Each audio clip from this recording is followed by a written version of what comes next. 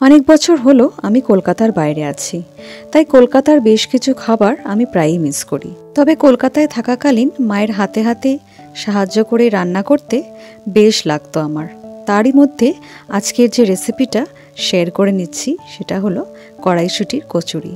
শীতকালে কড়াইশুঁটির কচুরি বা মটর কচুরি না হলে কিন্তু শীতকালটা প্রায় অসম্পূর্ণ হয়ে থাকে। তাই ভাবলাম আজকে তৈরি করি কড়াইশুঁটির কচুরি আর শেয়ার করে নিই আপনাদের সাথেও। আমার নাম পূজা আর আমার চ্যানেল পূজার পর্বতে আমার নতুন বন্ধু এবং পুরনো বন্ধু সকলকেই জানাই স্বাগত। এই কড়াইশুঁটির কচুরি মূলত দুভাবে তৈরি করা যায়। প্রথম একটি পুর বানিয়ে আর দ্বিতীয় কড়াইশুঁটির পেস্ট বানিয়ে সেটাকেই একেবারে ময়দার সাথে মেখে লুচির মতন করে তৈরি করা। আমি আজকে দ্বিতীয় পদ্ধতিতে কড়াইশুঁটির কচুরিটা তৈরি করছি। এখানে মিক্সি জারে কড়াইশুঁটি, আদা, কাঁচা লঙ্কা আর ভেজে রাখা জিরে ধনে দিয়ে দিলাম অল্প একটু জল এবং বানিয়ে নিলাম একটা স্মুথ পেস্ট।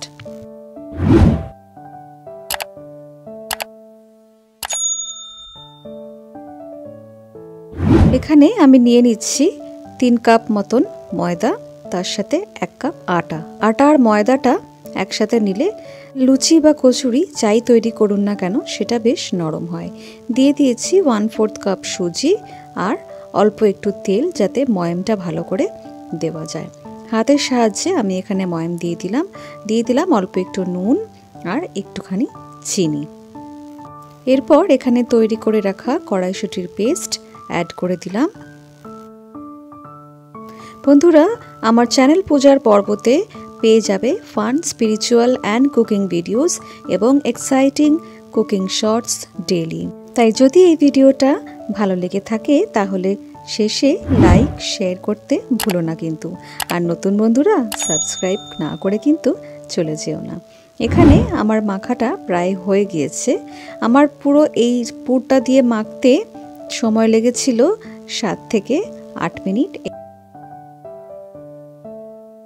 মাখার পরে আমি হাতে অল্প একটু তেল নিয়ে ওপর থেকে মাখাটার উপরে ভালো করে বুলিয়ে দিচ্ছি যাতে এটা ময়েস্ট থাকে এবং একটা কাপড়ের সাহায্যে একটু ঢেকে রেখে দিচ্ছি 15-20 মিনিট। আধা ঘন্টা পর কচুরিটা ভেজে নেওয়ার পালা।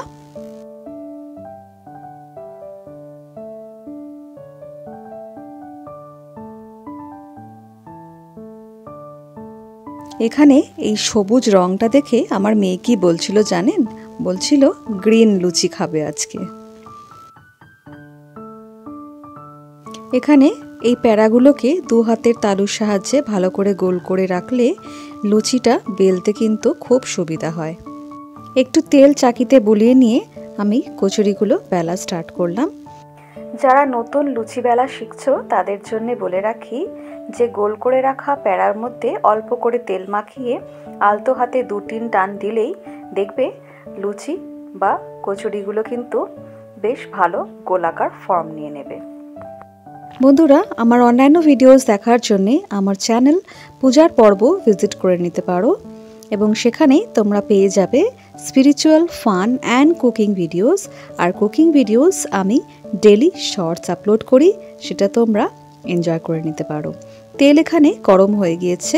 এরপর কচুরিগুলো ভেজে নিচ্ছি একে একে।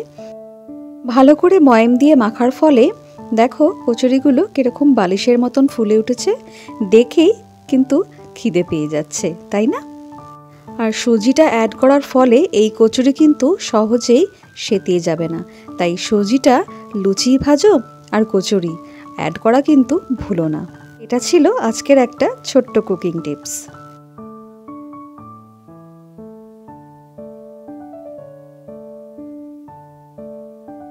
আমার এখানে সমস্ত কচুরিগুলো ভাজা হয়ে গিয়েছে। আর সেদিন এই কচুরির সাথে আমি তৈরি করে নিয়েছিলাম সাদা আলুর তরকারি কালো জিরে দিয়ে, আর তার আগেই তৈরি করেছিলাম গাজর কা হালুয়া।